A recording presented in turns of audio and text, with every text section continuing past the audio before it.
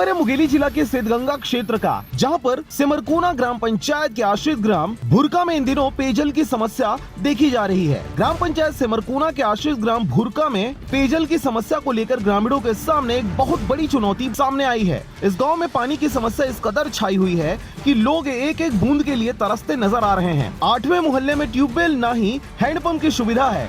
गांव की महिलाओं को 1 किलोमीटर की दूरी तय कर पानी भरने के लिए जाना पड़ता है। इतनी दूरी तय करने में महिलाओं को आए दिन काफी समस्याओं का सामना करना पड़ता है। आपको बता दें कि इस गांव में हो रही पेयजल की समस्या अगर ठंड के मौसम में इतनी भयावह है तो आने वाले गर्मी के मौसम में यह कितनी विकराल रूप धारण करेगी, यह आने वाला वक्त ही बताएगा। हमन पानी बर 3-4 साल से त्रस्त हन और 1 किलोमीटर पानी पर जाथन। अब बताए हैं ना, उनका काम करबे नहीं करें साहब, तो कैसे करी। ए सरपंच लका हाथन और तेनो काटो पिला कथा तेल लकथन आ सची सरपंच सब ला कई डरेन टहलू पटेल कोई ध्यान नहीं देवा। कुछ ऊपर देवो सूचना इसे बस बोलते तो कुछ नहीं बोला।